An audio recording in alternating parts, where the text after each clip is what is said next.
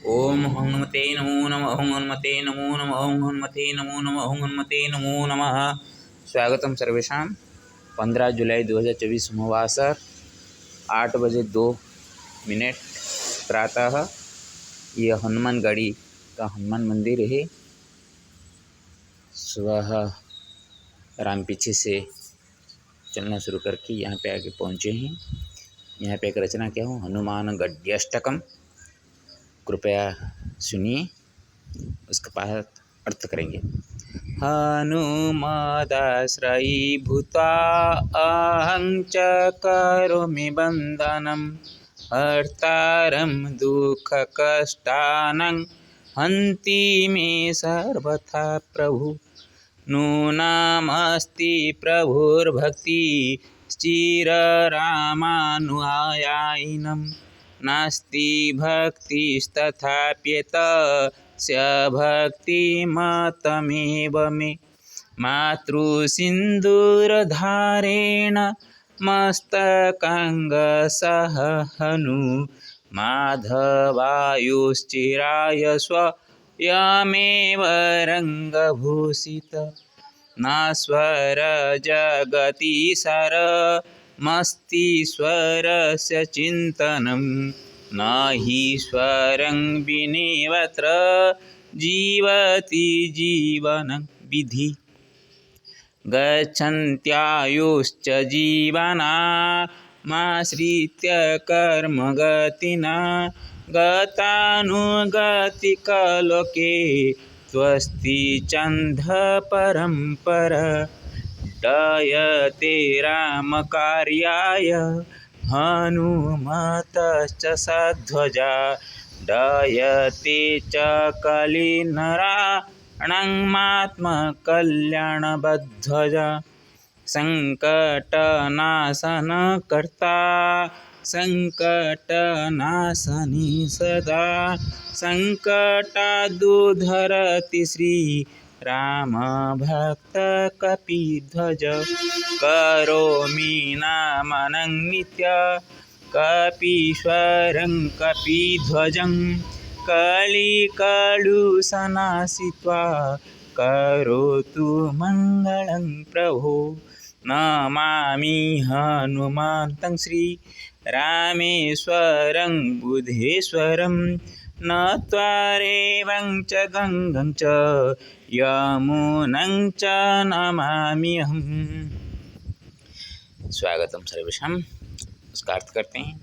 हनुमदाश्रयीभूतां च करोमि बन्धनं हर्तारं दुःखकष्टानां हन्ति मे सर्वथा प्रभु।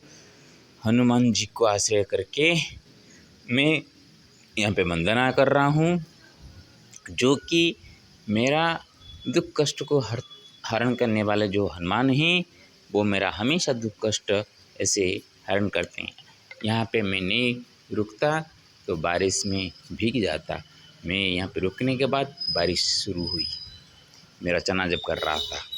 नूनामस्ति प्रभुर्भक्ति चिररामानुयायिनं नास्ति भक्तिस्तथाप्येतस्य भक्तिमतमेव मे। जरूर ही ये कहा जा सकता है, प्रभु का भक्ति जो कि राम के प्रति अनुयायी है, राम के बिना जिनका अन्य कोई कार्य नहीं है, वो नास्ति भक्ति तथापि एतस्य भक्ति ही भक्तिमतम एव मैं मेरा तो इस तरह का भक्ति नहीं है जैसे हनुमान जी के राम के प्रति है। फिर भी मैंने जिस भाव से मैं बुलाता हूँ, भगवान मेरे पीछे पीछे रहते हैं। मातृसिन्धूरधारेण मस्तकाङ्गसः हनु माधवायुश्चिराय स्वयमेव रङ्गभूषितः। आप देख रहे हैं हनुमान जी का सर्वांग सिंदूर से भूषित है। क्यों? एक दिन माताजी सीता जी सिंदूर लगा रहे थे कपोल में, तो उनका सिंदूर का टीका देखकर हनुमान जी ने पूछा, माताजी आप सिंथी में इस तरह का सिंदूर क्यों लगाती हैं। माता ने कहा ना मेरा पति दीर्घजीवी हो, इसलिए उनके दीर्घजीवी का कामना करके ये मैंने संतक लगाता हूँ। ये सुनकर हनुमान जी सोचने लगे, माता अपने पति का जीवन व्यापी साथ रहने के लिए थोड़ा सा टीका लगाते हैं।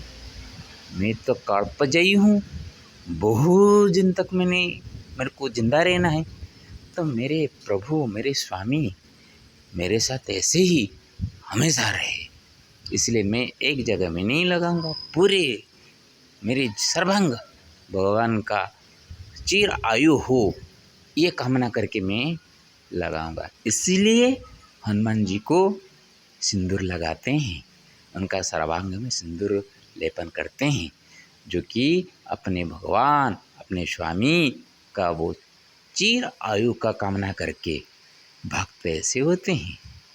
हम हमने पापा मामा से जो खाते हैं पीते हैं, हमारे लिए हमारा स्वामी हमारा पिता माता है। पहले उनसे खा पी कर हम बड़े होते हैं, सभी होते हैं, लेकिन बाद में जब हम समर्थ हो जाते हैं अपने कमा कर खाने के लिए, तब हमारा पिता माता को ठुकराते हैं, क्योंकि हमारा परिवार जब बढ़ जाता है वो हमारा परिवार को चलाते हुए और एक जो कि असमर्थ हो जाते हैं, पिता माता बुढ़ापे में आ जाते हैं, तो उनको साथ में लेकर चलना कष्ट हो जाता है, हम उनको ठुकराते हैं। लेकिन हनुमान देखिए, ना अपना परिवार बढ़ाया ना अपने स्वामी को छोड़ा। परिवार तो उनका सभी है, उनके सारा संसार उनका परिवार है। आकीट ब्रह्म जितने हैं सभी हनुमान जी का परिवार में ही है। सबका दुख सुख तो सुनने के लिए वो कल्पस्थायी है, चिरंजीवी है, फिर भी सबके दुख को सुनते हुए भी अपना स्वामी को नहीं छोड़े हैं। उनसे ये सीख हमको मिलना चाहिए। न स्वर जगति सरमस्ति स्वर सचिंतनम नहि स्वरं विनेवत्र जीवति जीवनं विधि। विधि जानो, क्या जानना है? संसार नष्ट होने वाला है। ये नष्ट संसार में एक ही है, भगवान का नाम चिंतन करना, भगवान को चिंतन करना, ईश्वर चिंतन करना ही ये सच्चाई है। बिना ईश्वर के हम सोचें तो हमारा जीवन चलता है, ये कभी भी सच नहीं है, क्योंकि पवन भी हवा भी बहती है उनके इशारा से। भगवान ना रहे, भगवत सत्ता ना रहे तो एक पत्ता भी नहीं हिलने वाला है। लेकिन हर एक चीज़ को हम ये बात में लाकर भगवान तो सब करते हैं, हमको क्या करना है, ये सोचने के लिए नहीं कहा गया। जब आप काम करके कुछ सफलता पा जाते हैं तो आपका मन में घमंड आ जाता है, तब सोचने के लिए कहा गया है कि भगवान का बिना इशारा से एक पत्ता भी नहीं हिलता। इसलिए नहीं कहा गया कि आप सभी भगवान तो करते हैं बोल के हाथ जोड़ के बैठ जाने के लिए ये बातें नहीं कही गई। और कभी करते करते कभी मायूस हो जाते हैं कि हम सफलता नहीं मिलती, तब सोचना चाहिए जब तक भगवान का कृपा न हो हमको कुछ भी मिलना संभव नहीं। ये सिर्फ मन को समझाने के लिए, क्योंकि सही रास्ता नहीं पकड़ेंगे, गलत रास्ते में हम चले जाएं, उससे छुटकारा पाने के लिए ये सभी बातें हमारे सामने उपस्थित किया जाता है, और अहंकार को तोड़ने के लिए, न कि हम सचमुच वही बातें सच बोलकर अपने हाथ में हाथ रखकर बैठ जाने के लिए नहीं कहा गया है। गच्छन्त्यायुश्च जीवनामाश्रित्य कर्मगतिना गतानुगतिकलोके त्वस्ति छन्द परम्परा।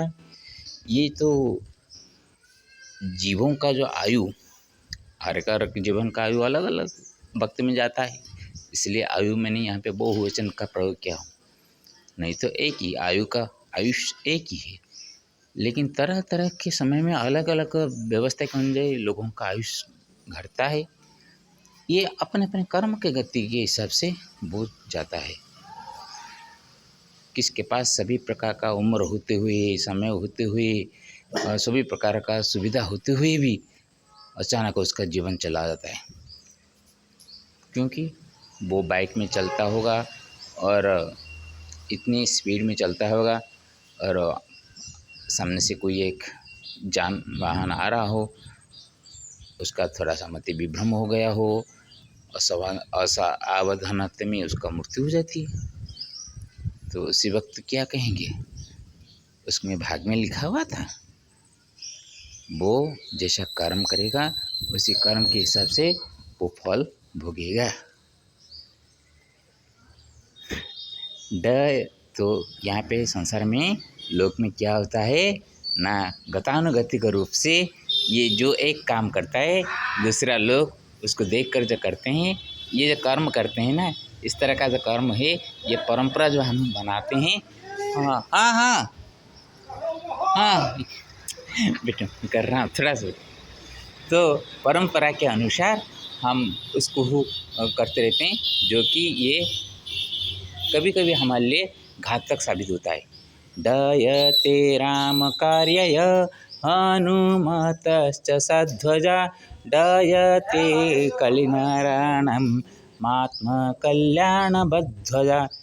भगवान के लिए हनुमान जी जो पवन वेग में उड़ते रहते हैं, उनका सत्य ध्वजा जो है कर्म रूपक, वो राम कार्य के लिए, लेकिन कले लोगों का जो आत्मा कैसे दौड़ते हैं अपने कल्याण के लिए, वो अपने कल्याण का ध्वजा उड़ाते हुए आगे बढ़ते रहते हैं, जो कि हमेशा क्या होता है एक दूसरे का जो हिंसा ईर्ष्या ये भाव से हम क्या करते हैं, एक दूसरे में टकराव करते हैं और हमारा मृत्यु सुनिश्चित हो जाता है, हम जीते जीते मर जाते हैं।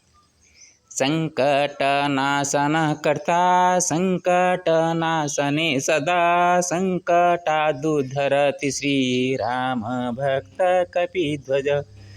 वो संकटनाशन करने वाला हनुमान जी है। संकटनाशन में हमेशा वो सजग रहते हैं। संकट से हमको श्री राम भक्त कपिध्वज ही उद्धार करते हैं। करोमि नमनं नित्यं कपीश्वरं कपिध्वजं कलिकलुषता नाशित्वा करतु मंगलं प्रभु। मैं कपीश्वर कपिध्वज को प्रणाम करता हूँ, कलुषता को नाश करके हमेशा मंगल करे हे प्रभु श्री हनुमान। नमामि हनुमन्तं श्रीरामेश्वरं बुधेश्वरं नत्वा रेवं च गंगं च यमुनं च नमामि हम। मैं हनुमंत जी को प्रणाम करके रामेश्वर को भी प्रणाम करता हूँ, मेरे बुद्धेश्वर को प्रणाम करता हूँ और रेवा और गंगा जी को प्रणाम करके ये यमुना के अंचल में चल रहा हूँ तो उनको भी प्रणाम करता हूँ।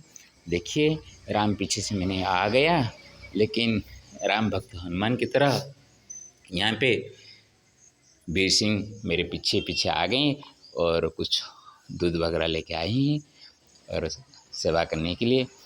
यही होते हैं भगवत और भक्ति के प्रति जो भाव, ऐसे ही पता चलता है। हरिओम तत्सत।